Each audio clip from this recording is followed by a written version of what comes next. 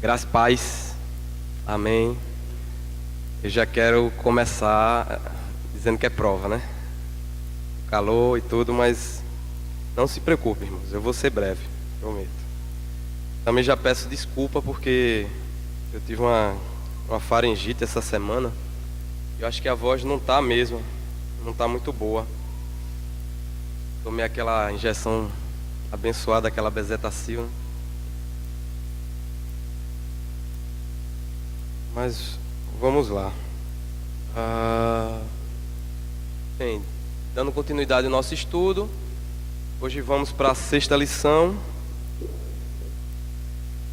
Só um minuto.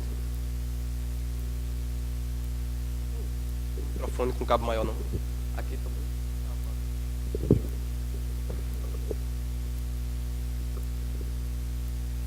Maiorzinho.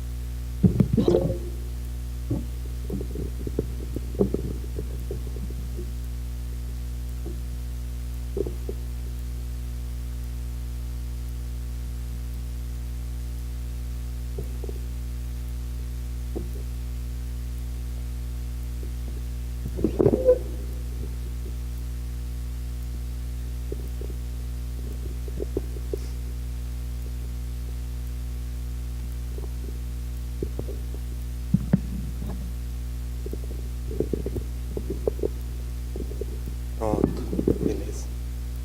Então, a nossa lição de hoje, que a gente vai trabalhar, é sobre a noiva para o noivo. Não é? Ela é a sexta lição, né, da nossa revista. Antes, irmãos, da gente entrar nessa lição propriamente, eu não podia deixar de fazer um comentário para a igreja que me incomodou de certa forma pelo tudo que tem acontecido com nosso país, com o próprio mundo, né? Enquanto a gente tem, de certa forma, percebido a destruição da figura do casamento. E essa lição, ela faz essa analogia, né? Ela diz que a noiva para o noivo, que é uma ilustração, uma analogia bíblica, né? Que mostra a noiva como sendo a igreja se preparando para o encontro com Jesus Cristo. Então eu queria pegar esse gancho dessa lição hoje só para falar um pouquinho sobre a importância dessa analogia, né? Então desde o Éden, e Deus já definiu quais seriam os elementos e os parâmetros que deveriam existir no casamento. Os que me conhecem sabem que eu costumo sempre dizer, né, olha, o óbvio precisa ser dito, né? E eu queria falar um pouco sobre o que é óbvio para nós cristãos aqui, que é justamente aquilo que Deus falou lá em Gênesis. Ele constituiu que seria os elementos para uma família, ou seja, um homem e uma mulher. E isso, essa junção dos dois, é o que a gente chama hoje a constituição de família. Aquilo que é a unidade mais básica de uma sociedade, né? Antes de a gente começar a formar uma cultura, a preparar os nossos filhos, ser denominado de país, ser denominado como sociedade, aquele pequeno elemento básico que compõe uma sociedade é o que a gente constitui de família, é o que a gente chama de família, não é? E Deus afirmou, né, desde o Éden, quem deveria ser esses elementos, porque Ele falou, por causa dessas coisas, o homem deixará o homem pai e mãe e se unirá à sua mulher, tornando-se os dois uma só carne. Eu estou lendo aqui no verso de Mateus, capítulo 19, né? E Jesus justamente usou esse exemplo lá de Gênesis. Então diz que deixará o homem, pai e mãe, e se unirá à sua mulher, e os dois tornar-se-ão uma só carne. Ou seja, um homem e uma mulher eles vão constituir uma família, né? Eles vão constituir um elemento básico da sua sociedade. É necessário deixar o pai e a mãe, é necessário se unir à sua única mulher.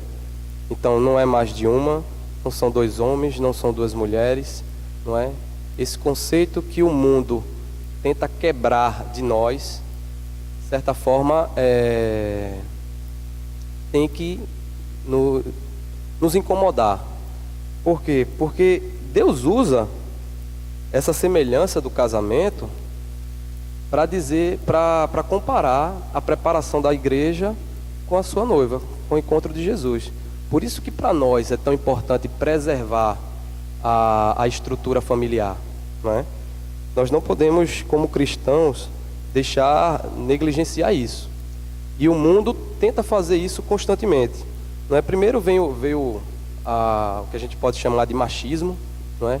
Um domínio opressor do homem sobre a mulher, e aí a mulher, de certa forma, se revolta e pula para o outro extremo, e vem o que a gente pode chamar de feminismo, que é também um bloqueio de toda a estrutura familiar constituída por Deus. A gente depois também passa por casamentos homossexuais, não é? A liberação disso no Brasil, no mundo, tudo que é país, que se dizem desenvolvidos, e agora também chegando até nós a questão da ideologia de gênero. Então, irmãos, existe uma batalha social muito forte hoje no Brasil com relação a essas questões. E ao falar sobre a preparação da igreja para o encontro com Cristo, usando a semelhança do noivo, da noiva para o noivo, eu não podia deixar de alertar os irmãos sobre isso que tem acontecido, né, ao nosso redor. Então eu não podia deixar de abrir esse parêntese, né, de falar sobre que devemos, como igreja de Cristo, fortalecer, né, e além de ser exemplo, ser testemunho, e não nos calarmos diante do que a gente tem visto, principalmente no nosso país, no contexto de sociedade que nós temos, né? Então, os parâmetros cristãos, né, os quais a gente defende, ele deve sim ser o balizador das nossas vidas, e devemos sim brigar por isso e nos incomodar com tudo que vem acontecendo. Beleza? Mas vamos lá para o nosso texto. Então, o texto que a gente vai trabalhar hoje, ele é o texto de Mateus, capítulo 25, do verso 1 ao verso 13.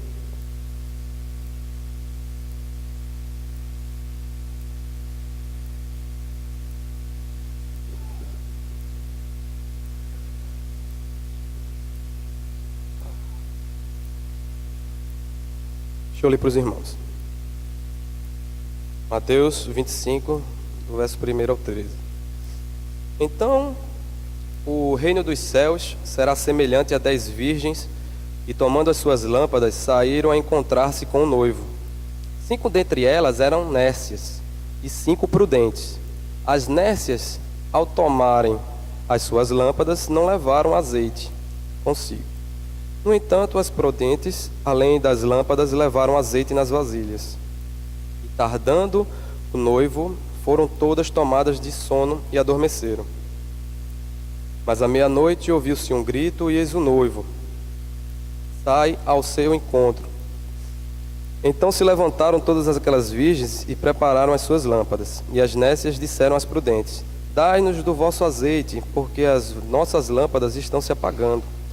Mas as prudentes responderam: não, para que não nos falte a nós e a vós outras. Ide antes aos que o vendem e comprai-o. E saindo elas para comprar, chegou o noivo, e as que estavam apercebidas entraram com ele para as bodas, e fechou-se a porta. Mais tarde chegaram as virgens nécias, clamando: Senhor, Senhor, abre-nos a porta. Mas ele respondeu: em verdade vos digo que não vos conheço. Vigiai, pois, para que não sabeis o dia nem a hora. Então Jesus, já caminhando para o final do sermão do Monte das Oliveiras, né, o que a gente chama de sermão profético, ele proferiu 4 parábolas que têm como objetivo nos preparar, ou seja, ele quer fortalecer a nossa vigilância. Ele nos instrui através dessas 4 parábolas para que possamos estar vigilantes nesse período conturbado que começou a ser instaurado que virá após a sua morte, né? Então ele começa a preparar a igreja para isso. E um dos exemplos é essa parábola. E o foco dessa parábola é justamente preparar a igreja para viver aguardando o noivo, não é? E ele começa dizendo: o reino dos céus será semelhante a 10 virgens. Primeiro a gente já viu a questão do reino dos céus, e ele começa como uma sementinha plantada no nosso coração, que começa a germinar, e que essa semente venha a dar frutos, que essa semente venha a se multiplicar. E isso é o conhecimento de Deus, a intimidade nossa com Deus, cada dia mais e mais, que vai crescendo na vida daqueles que são cristãos. Então vimos que o reino do céu é isso.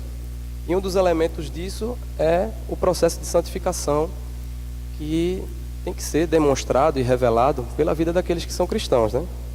Pela vida daqueles que foram eleitos e que Deus já os resgatou. Então ele faz essa comparação de que o reino de Deus vem e tem aqueles que são prudentes e aqueles que são nércios. Se observarmos a parábola, esse nércio aqui, ele enfatiza apenas uma distração daquelas 5 noivas, não é? que não se preocuparam em levar o azeite. Geralmente, um casamento judeu naquela época durava 7 dias, não é? Então, para isso, as noivas precisam se preparar para aquele momento. E essas 5 eram nércias, ou seja, elas não estavam muito preocupadas pelaquela questão. E a gente muito pode achar que essa tolice é uma simplicidade na nossa vida. Ou seja, muitas vezes a gente anda e caminha sem estar muito preocupado com as coisas de Cristo, né? E não sabe o quanto isso é relevante na nossa vida. E muitas vezes a gente age assim porque o sentimento de que Cristo está voltando, ele parece estar muito distante de nós. Então, os nossos afazeres, as nossas atividades, elas nos roubam um tempo, poderíamos estar mais conectados com Deus. Isso é natural, não é, do ser humano, porque sabemos que temos uma natureza pecaminosa, sabemos que a nossa carne é fraca e ela vai nos tender a isso mesmo. Mas para o cristão, isso deve ser diferente. Isso deve ser uma luta contínua, não é, em busca de um processo de santificação, um processo de santidade. E aí o texto coloca, né, que no versículo 5, tardando o noivo, foram todas tomadas de sono e adormeceram, não é? Semelhante a nós, irmãos, semelhante a nós. No dia a dia, na rotina, a gente cansa, o corpo cansa, não é? E mesmo assim, persevera aqueles que são prudentes, aqueles que se tornam vigilantes. E com essa parábola, Jesus queria enfatizar o seguinte aspecto. Ora, a demora da volta de Cristo, a demora na volta de Cristo, é o que vai distinguir aquele que é sábio daquele que é nércio, daquele que é tolo. E são aqueles que sabem esperar no Senhor a seu tempo, que vão encontrar o reino dos céus. Então, do, do texto, no versículo 13, ele fortalece isso, né? Ele diz, olha, vigiai, pois, porque não sabeis o dia nem a hora. Então, o nosso caminho, irmãos, ele pode ser demorado. Tem aqueles que Deus resolve chamar primeiro, não é? Mas o nosso caminho, ele deve existir sempre na perspectiva de que Cristo está voltando. Era isso que viviam os irmãos da igreja primitiva. Haviam esse sentimento. E, geralmente, isso acontece muito assim que a gente se converte, né? Quando a gente conhece, que a gente se deslumbra de Cristo, surge aquele amor dentro de nós e a gente fica apaixonado. E a partir do tempo vai passando, 5, 10, 15, 20 anos. Às vezes a gente já leu a Bíblia mais de uma vez, de forma completa. A gente vai se cansando daquilo ali. E isso vai realmente fazendo o nosso amor esfriar, né? Aí vem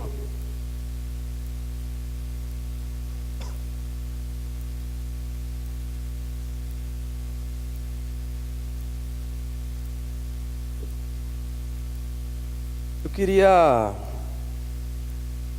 fazer os irmãos pensarem, nesse momento, num contexto que às vezes a gente fala pouco aqui, num contexto de morte.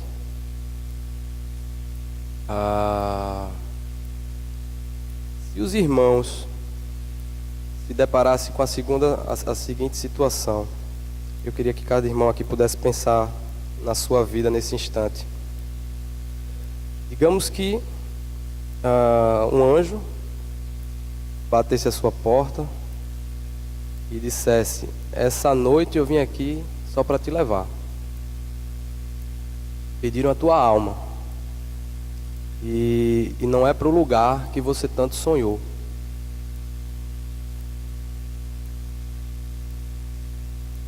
Os irmãos podem imaginar essa situação, visualizar essa situação na sua vida. Um anjo, ele se depara com você e ele professa que hoje ele está te levando para um lugar e não é o lugar que você tanto sonhou.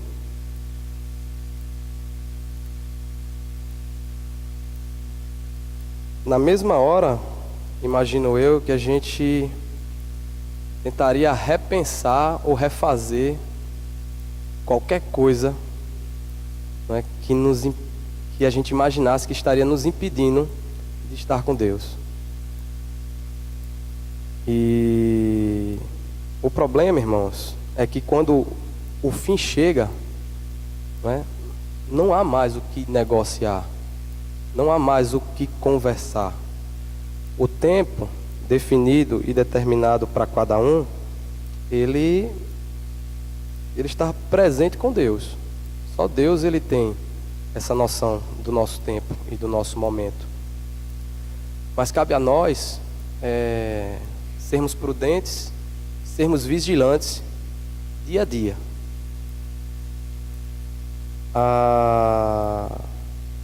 Outra analogia também nos ajuda a pensar como tem sido o nosso dia a dia. Eu queria fazer essa outra comparação com os irmãos. Seria a questão de agora com a nossa morte.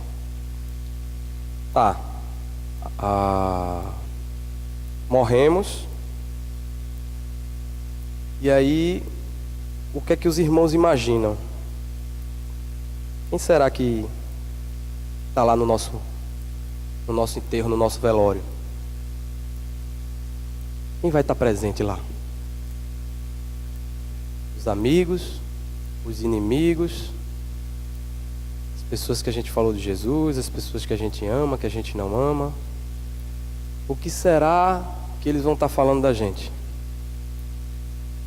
Será que eles vão estar falando de coisas boas? Será que vão estar falando do testemunho que a gente precisa ser dia a dia? Será que muitos vão passar em volta daquele caixão e vai dizer: ali já está com o Senhor no céu, ali está com Deus. Esse era um verdadeiro servo do Senhor. Esse homem muitas vezes me inspirou, me ensinou a palavra. Eu via nos seus caminhos o quanto ele era prudente, o quanto ele buscava a Cristo. Se eu dissesse aqui, irmãos, se eu chegasse e dissesse: Jesus está voltando hoje, talvez isso não mexesse muito com o seu coração.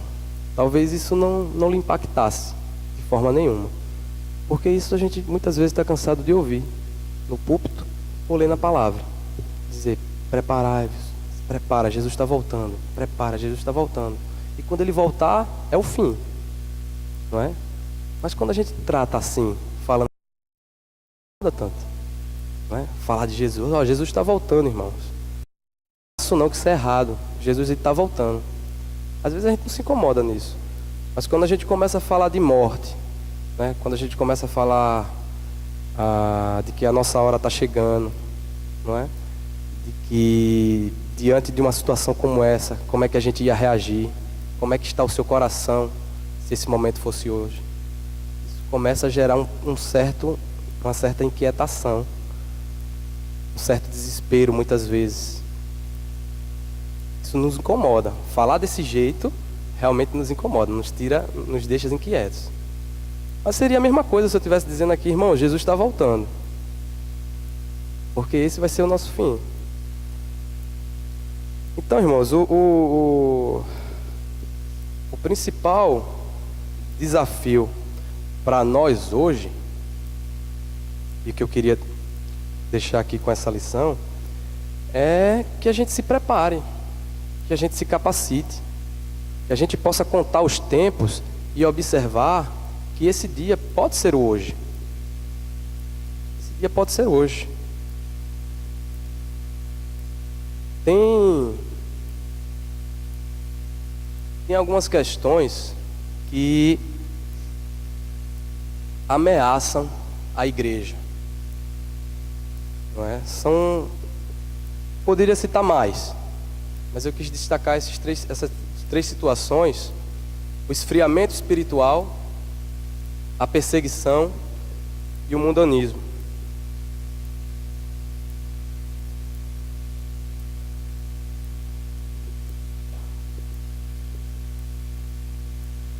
Resolvi citar esses três exemplos, porque isso está presente na vida das igrejas do Apocalipse.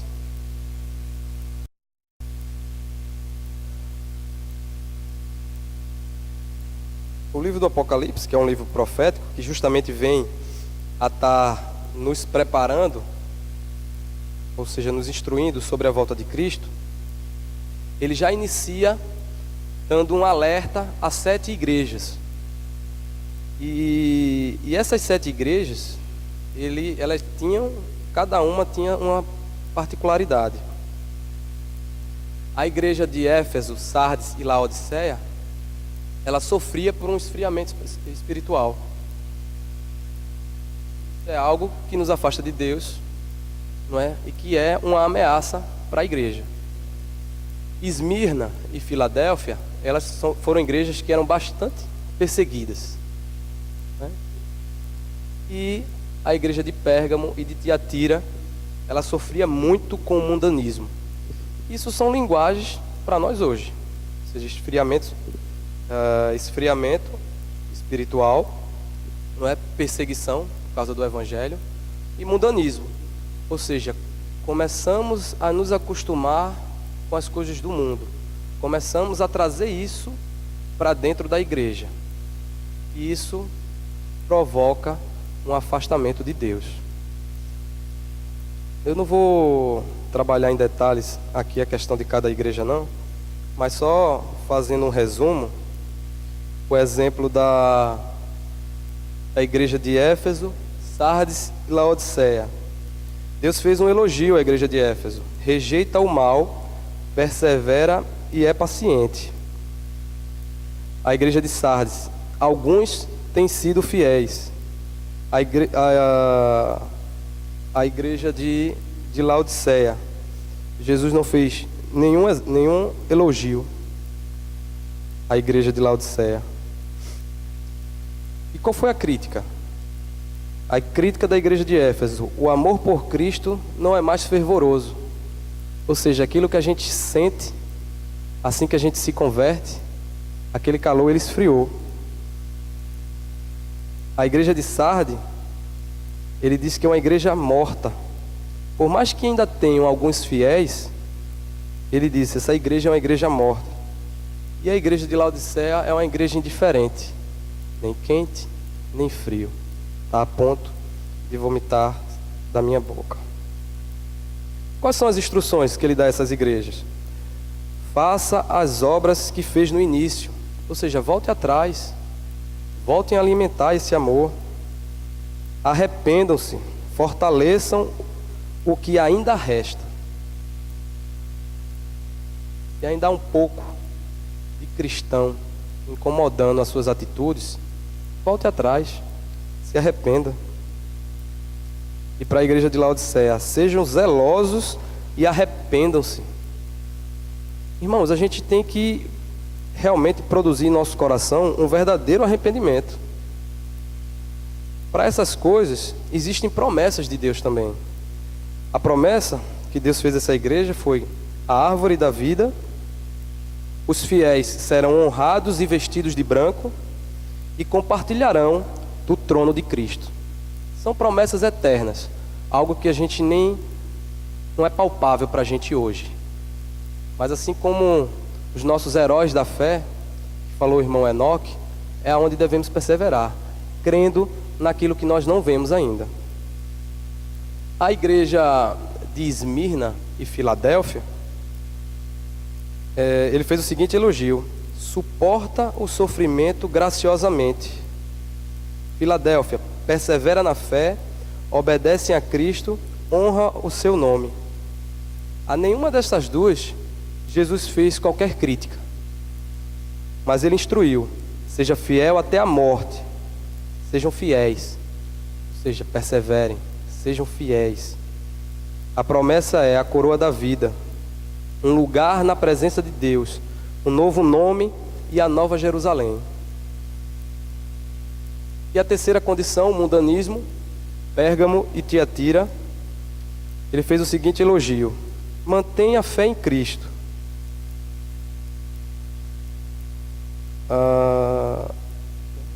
Tiatira. O amor, o serviço, a fé e a paciência são melhores do que eram no início. Ou seja, é uma igreja que ainda merece elogios.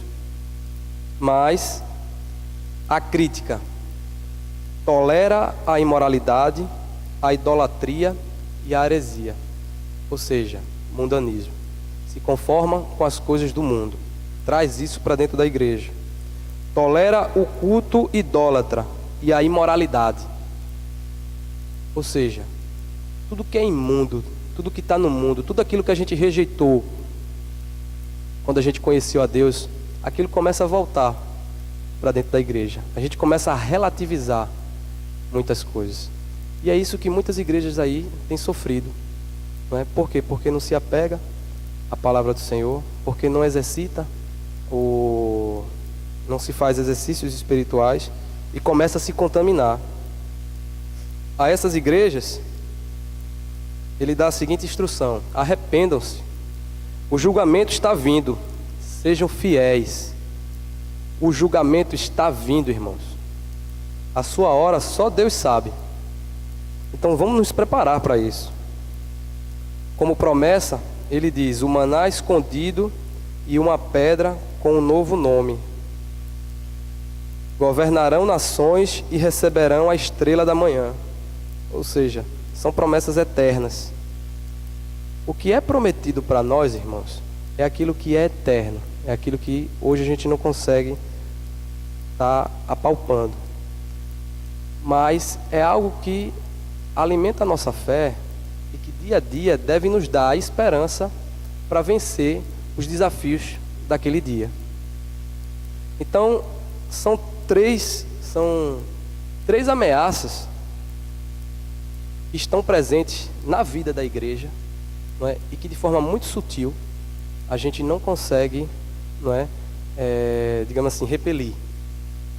Agora, se a gente fizesse uma autocrítica, pudesse analisar a nossa vida, quais seriam essas 3 situações que estariam presentes na nossa vida hoje, individualmente? Não me referindo à nossa igreja, mas individualmente, porque nós, como membros da igreja, nós contribuímos, de certa forma, para trazer essas coisas para dentro da igreja. Mas qual seria a nossa situação ali? Seria esfriamento espiritual, perseguição ou mundanismo?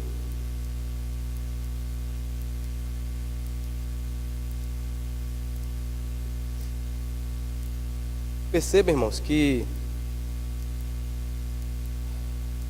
existe uma situação que é a de perseguição, e ela é o sofrimento pessoal, mas ela nos faz crescer, ela nos alimenta, não é? Então, se hoje, se hoje a nossa igreja está passando por algum tipo de ameaça, que seja por perseguição, e isso aí demonstra a glória do Senhor, e não por um esfriamento espiritual, e não por trazer as coisas do mundo para aqui para dentro, não é? Que a gente possa estar sendo exemplo, porque a gente possa estar realmente incomodando o mundo nessas situações.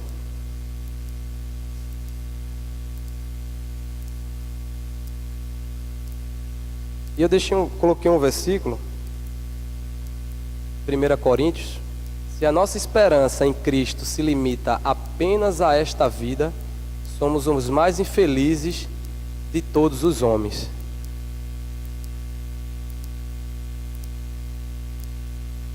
Se dia a dia, aos poucos, começarmos a criar hábitos cristãos, né? Hábitos que possam nos edificar dia a dia, quando a gente acorda, a gente começa a criar um hábito, né? A gente começa a se habituar a fazer as coisas da forma que agrada a Deus.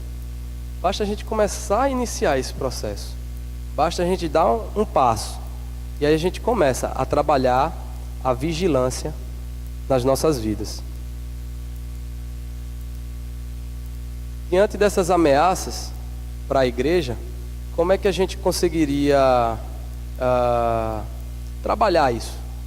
Como é que a gente conseguiria, digamos assim, vencer ou suportar, né, ou repelir essas práticas na vida da igreja?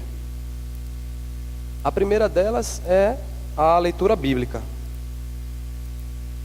Leitura da Bíblia, irmãos, é um alimento espiritual. Não precisava nem repetir isso, né? Nós sabemos disso. Mas por que é tão difícil para a gente gastar alguns minutos em ler a palavra do Senhor? Vocês perceberam que o maior capítulo da Bíblia, o Salmo 119, ele fala somente sobre isso, somente sobre os mandamentos do Senhor. Eu não vou ler todo não, viu, irmãos? Só vou ler o comecinho.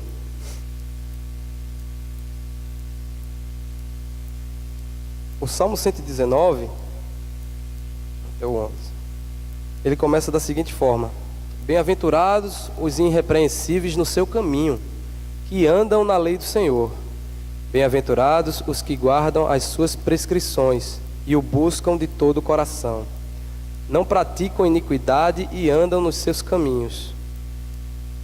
Caminhos, irmãos, é a palavra de Deus, não é? Então vejam que todo o versículo ele tem uma citação e uma referência à palavra, ou seja, a obra do Senhor, né? Aquilo que a gente deve estar guardando no nosso coração.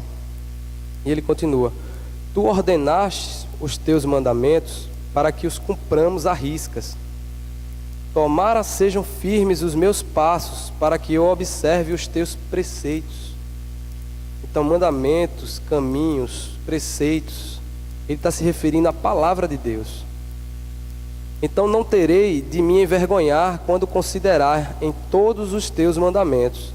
Render-te-ei graças com integridade de coração, quando tiver aprendido os teus retos juízos. Cumprirei os teus decretos, não me desampares jamais. De que maneira poderá o jovem guardar puro o seu caminho? Observando segundo a tua palavra. De todo o coração te busquei, não me deixes fugir aos teus mandamentos. Guardo no coração as tuas palavras, para não pecar contra ti. Então, cada versículo, ele vai fazer uma alusão à palavra do Senhor. E não é à toa que esse é o maior capítulo, né, da Bíblia, justamente para nos lembrar e nos fortalecer dessa prática diária e contínua. Ou seja, leitura da palavra, leitura bíblica. A gente precisa se acostumar e colocar isso como hábito na vida da gente, né? A segunda situação é a questão da oração. Muitas vezes a gente discute aqui, principalmente a igreja presbiteriana, né? Pelo pessoal imaginar de que tudo já está meio pré-definido, porque eu deveria orar. Por que me incomodar com isso? Se Deus já sabe o que vai acontecer. Isso sempre é um questionamento presente na igreja presbiteriana, né? E não é nada disso que Deus trabalha na vida da gente. Não é isso que a igreja prega. O próprio Senhor Jesus, quando estava lá no Getsêmani, no momento antes de ser preso, ele fortalecia os discípulos, aqueles que estavam mais próximos dele. E ele dizia o seguinte, vigiai e orai para que não entreis em tentação. O espírito na verdade está pronto, mas a carne é fraca. Irmãos, a oração, nós oramos para Deus nos ouvir, mas não é para agradar a Deus que a gente ora, irmãos. A gente ora para que a gente se fortaleça, para que a gente se coloque na presença do Senhor de forma humilde. Não é porque para Deus a oração ela vai transformar a opinião do Senhor, mas é para que a gente, de forma redimida, se coloque aos pés do Senhor, para que a gente possa orar e possa se colocar diante de Deus, né, todas as nossas angústias. Quando a gente faz isso, irmãos, quando a gente ora para Deus, a gente se coloca num estado de humildade. A gente se coloca na presença de Deus e reconhece que Ele é Senhor para modificar tudo aquilo que a gente está pedindo. Tanto que Ele nos ensinou como devemos fazer essa oração. Foi nos dado um modelo para isso. A oração que está lá em Mateus 6, do verso 9 ao 15, diz o seguinte: portanto, vós oreis assim: Pai nosso que estás nos céus, santificado seja o teu nome. Colocando Deus, Pai, como prioridade e acima de todas as coisas diante de nós. Venha o teu reino, ou seja, faça-se a tua vontade, assim seja na terra, assim seja no céu. E que o nosso alimento, o pão de cada dia, o Senhor possa nos dar. Que o Senhor perdoe as nossas dívidas, assim como também temos praticado o perdão àquele que nos deve. Não nos deixe, Senhor, cair em tentação. Livra-nos do mal. Então, o Senhor nos ensinou a orar. E Ele diz: vigiai e orai. Fazer isso diariamente e constantemente, porque isso evita que a gente caia em tentação. Isso evita que a gente se acostume com as coisas do mundo. Então, é uma prática espiritual, não é? É algo que alimenta o nosso espírito e que nos fortalece.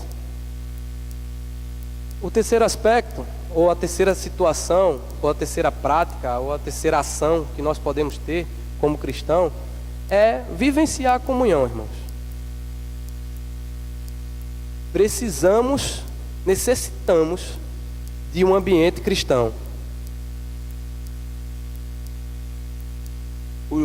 A força ou seja, a comunhão de pensamentos que existe entre os irmãos da igreja é o que nos fortalece. E isso se torna bem claro lá no Salmo 1. Veja o que diz o Salmo 1. Bem-aventurado o homem que não anda no conselho dos ímpios, não se detém no caminho dos pecadores, nem se assenta na roda dos escarnecedores. Antes o seu prazer está na lei do Senhor, e na sua lei medita de dia e de noite. Ele é como árvore plantada junto à corrente de águas, que no devido tempo dá o seu fruto, e cuja folhagem não murcha, e tudo quanto ele faz será bem sucedido. Irmãos, é importante que possamos construir amizades cristãs. Deus disse, é verdade, Ele não pede para que nos tire do mundo, mas que nos guarde do mal, nos proteja, porque a gente precisa influenciar e não ser influenciado. Há momentos como no trabalho, há momentos de lazer, que a gente se envolve, e lógico, é natural. Nós temos pessoas, conhecemos pessoas cristãs, precisamos nos aproximar delas para influenciá-las. Não existe outra forma de influenciar uma pessoa se a gente não se aproximar do nosso vizinho. Se a gente ficar, o meu vizinho é pagodeiro, então eu não vou me aproximar dele. Não é dessa forma. A gente não precisa compactuar da festa do nosso vizinho, mas a gente precisa influenciá-lo, tratá-lo de forma cristã. E assim a gente consegue fazer diferença. E não passar despercebido na vida de quem é ímpio, da vida de quem não é cristão. Mas a comunhão, aquilo que a gente constrói com os irmãos aqui da igreja, isso nos fortalece. Quando a gente está lá fora, quando a gente precisa tirar uma dúvida, quando a gente precisa de um conselho, de uma instrução de vida, a gente saber com quem a gente pode contar. Mas esse tipo de relacionamento, irmãos, ele requer esforço pessoal, não é? A gente precisa se doar para isso. Não adianta que os irmãos que a gente encontra aqui na igreja não vai estar batendo na nossa porta o tempo todo, perguntando a gente se a gente está tudo bem. A gente precisa se aproximar das pessoas. A gente precisa viver nessa comunhão para que a gente se fortaleça. E o texto de Hebreus que eu coloquei ali, ele deixa isso. Não deixemos de congregar-nos, como é de costume de alguns. Antes façamos admoestações, e tanto mais quando vedes que o dia se aproxima. Ou seja, nós conseguimos crescer, como irmãos, porque a gente permite que o outro irmão nos aconselhe, ou nos repreenda, se andamos no caminho errado. Quando a gente anda próximo do ímpio, o ímpio ele vai valorizar e elogiar o que a gente está fazendo. Mas o irmão não. O irmão, tendo o entendimento de que aquilo que estamos fazendo é errado, ele vai nos aconselhar. E isso é de forma positiva. É por isso que a gente não deve perder o convívio com os irmãos. Porque, de certa forma, a carne é fraca e nós precisamos nos ajudar e nos policiar. Então é para isso que serve a igreja. Para que a gente possa fortalecer como um corpo. A quarta prática que devemos ter como cristão é o serviço cristão. E a ideia aqui, irmãos, é poder trabalhar na igreja, é poder se encontrar no reino de Deus, seja na igreja, seja junto com outros irmãos fora da igreja, mas fazer algo que a gente possa estar servindo a Deus ali. E existem várias formas, irmãos. Não existe só o louvor, ou a pregação, ou o estudo. Existem várias formas. A gente pode abrir a nossa porta de casa para um culto. A gente pode se envolver numa ação social, entendeu?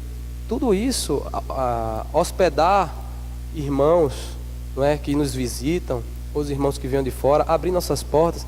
Então tem muito comportamento, muitos dons e muitas atitudes que podemos praticar e servir a Deus dessa forma, Filipenses ele diz isso, pois ele, subsistindo em forma de Deus, não julgou como usurpação ser igual a Deus, antes a si mesmo se esvaziou, assumindo a forma de servo, tornando-se em semelhança de homens e reconhecido em figura de homens. O próprio Deus veio para servir e para nos servir como um exemplo disso. Não adianta ficar ilustrando o banco da igreja, só por osmose, recebendo e ouvindo a palavra. Isso não vai te provocar, ou só isso não vai te provocar a uma mudança de atitude, ou seja, ou a construir hábitos cristãos, ou te fazer perseverar na sua fé. Não adianta só sentar aqui nesse banco, irmãos. Entendeu? Porque não é a gente visível que faz essa separação, mas é Deus que conhece o seu coração. E Deus nunca nos chamou para nos acomodarmos. Essa não é a mensagem. Muito pelo contrário, a mensagem é uma mensagem de serviço, é de praticar a palavra, é de viver. E eu tenho certeza que você procurando o seu cantinho no reino de Deus, a melhor forma que você pode servir, isso vai ser um alimento espiritual para a tua vida. Isso vai te trazer paz, isso vai te fazer crescer, isso vai confirmar a tua fé. E por último, a própria pregação do Evangelho. E há muito tempo a gente já vem discutindo e falando sobre isso aqui na nossa igreja, o quanto estamos devendo como igreja do Senhor para que possamos praticar mais a evangelização, a pregação da palavra, sermos testemunhas de Cristo. E isso é mandamento do Senhor, quando Ele diz: ide, portanto, fazei discípulos de todas as nações, batizando-os em nome do Pai, do Filho e do Espírito Santo. Não é? Quando a gente também não pratica isso, nós estamos sendo negligentes, nós não estamos vigiando, nós não estamos vivenciar uma vida cristã. Deus sabe das nossas limitações, das nossas dificuldades. Ele sabe das nossas fraquezas. Mas Ele nos capacita. E Ele nos dá força para isso. Agora, é necessário sairmos da inércia. Não é? Aqui estão alguns passos que pode, digamos assim, combater esse marasmo ou esse estado de paralisia que a gente nos encontramos hoje.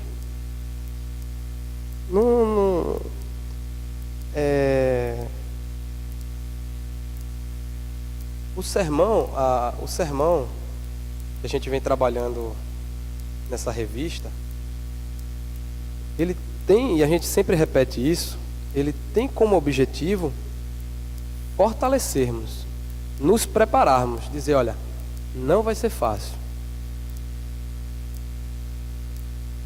Vai vir perseguições, guerras, situações difíceis, mas aquele que é prudente, aquele que persevera, aquele que toma os cuidados para não se contaminar com as coisas do mundo, é esse que encontra o reino dos céus. É esse que vai encontrar paz. E eu queria ler um último texto aqui com os irmãos.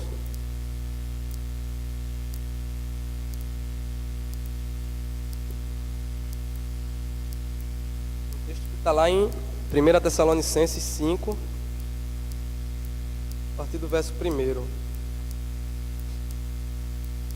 Ele diz: irmãos, relativamente aos tempos e às épocas, não há necessidade de que eu vos escreva, pois vós mesmos estáis inteirados com precisão de que o dia do Senhor vem como um ladrão, de noite. Quando andarem dizendo paz e segurança, e eis que lhes sobrevirá repentina destruição, como vêm as dores de parto, aqui está para dar à luz, e de nenhum modo escaparão. Então, ou seja, Paulo aqui vem instruir os irmãos de que não existe uma data fixa e determinada para a volta do Senhor, né? Como Jesus já havia falado, esse momento vem como um ladrão à noite, a pegar de surpresa. Mas no verso 4, ele conclui dizendo: mas vós, irmãos, não estáis em trevas, para que esse dia, como ladrão, vos apanhe de surpresa. Ou seja, eu sei que quando a gente caminha e vivencia o dia a dia e a prática da palavra do Senhor, esse dia não nos pega de surpresa.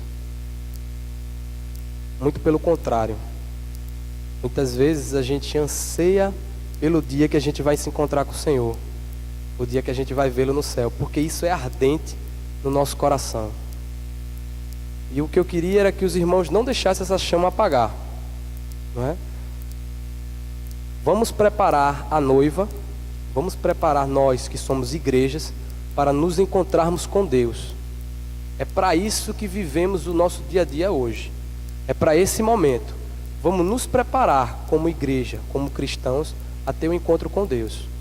Não que isso seja fácil, mas que possamos fortalecer uns aos outros e que possamos nos preparar, sendo vigilantes, orando, praticando a palavra, evangelizando, servindo a Deus, né? Tendo comunhão uns com os outros. Eu queria abrir, se os irmãos têm algum ponto a acrescentar, alguma pergunta, alguma contribuição.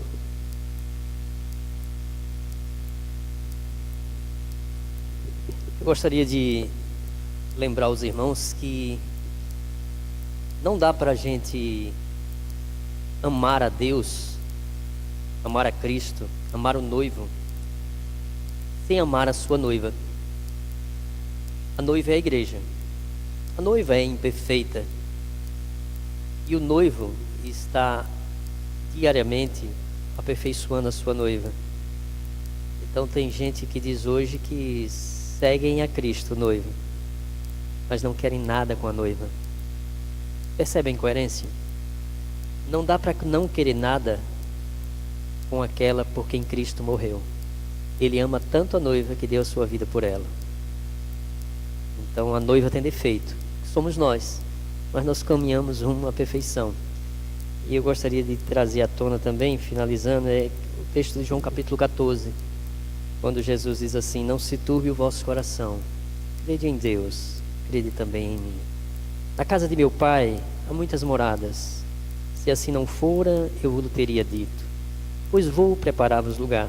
E quando eu for e vos preparar lugar, voltarei e vos receberei para mim mesmo, para que onde eu estou, estejais vós também. Então, semelhante ao que acontecia no meio do casamento judaico, onde, como foi citado, havia geralmente o casamento, a festa acontecia durante 7 dias. O noivo ia pegar a noiva na casa do pai. E aí ele vinha num cortejo até a casa do pai, e lá acontecia o casamento, a festa. O noivo entrava nos aposentos com a noiva, eles tinham a sua primeira relação sexual, enquanto os convidados ficavam esperando. Depois que eles saíam, a festa acontecia. Jesus faz uma alusão, quando ele diz isso, a esse casamento judaico. Ele diz: olha, eu vou preparar lugar. Era assim que o noivo fazia. O noivo ia preparar uma casa para a noiva. Ia para a casa do pai, preparava, trabalhava.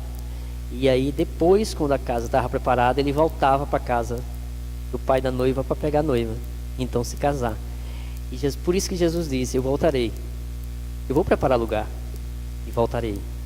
Então ele está preparando lugar para nós. E quando estiver preparado, no tempo certo, ele vai voltar para a casa do pai da noiva, fazendo uma alusão ao mundo. Ele vai voltar aqui para o mundo e vai retirar a noiva e vai levar para a casa do pai dele, para que onde ele esteja, estejais nós também. Que nós possamos descansar e se renovar com essa esperança. E independente de qualquer sofrimento, irmãos, que estejamos passando, a mensagem de que Jesus vai voltar para resgatar a sua noiva é uma mensagem animadora. Ele está às portas. Que nos preparemos, que nos santifiquemos a cada dia pela leitura da palavra, pela oração e pela comunhão dos santos. Que Deus nos abençoe. Amém. Mais alguém? Vamos orar? Senhor Pai querido e eterno Deus, nós te agradecemos, Pai, por sermos tua igreja, Senhor, por estarmos aqui esta manhã Queremos receber de Ti a instrução para as nossas vidas. Que o Senhor possa estar nos capacitando, Senhor, para cada dia vencermos as dificuldades desse mundo.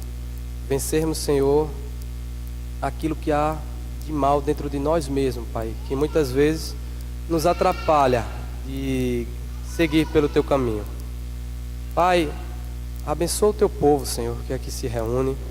Que o Senhor possa estar cuidando dos corações de cada um. Possamos estar fortalecendo, Senhor, os nossos laços familiares, ó Deus. Que não venhamos a nos conformar com este mundo. Que possamos sim, Pai, dar testemunho e combater tudo aquilo que é contrário à Tua palavra, Senhor. Que possamos fazer isso em amor, como testemunhas de Cristo, Pai. Mas que não venhamos a também ficar de braços cruzados. Que possamos, ó Deus, ser uma noiva adornada, preparada para o encontro contigo. Porque queremos, Senhor, que essa chama, ó Deus, possa estar ardendo dentro dos nossos corações. Esse desejo de estar com Jesus, desse desejo de nos encontrarmos contigo, Pai. Que isso possa, Senhor, ser a nossa luz, Senhor, ser o nosso calor, ser aquilo que nos impulsiona a cada dia vencermos, ó Deus, as nossas dificuldades diárias. Eu te agradeço, Pai, por essa igreja. Que o Senhor possa estar, mais uma vez eu te peço, abençoando o nosso pastor, abençoando os nossos presbíteros, a liderança da tua igreja, Senhor, para que todos nós possamos nos encontrar fiéis diante de ti e estarmos conduzindo, Senhor, a tua noiva de maneira prudente, Pai, de maneira que te glorifique. Nos ajuda, Senhor, a nos prepararmos dia a dia enquanto a isso. Nos leva em paz, ó Deus, e nos traz mais tarde para cultuarmos a Ti, em nome de Jesus. Amém.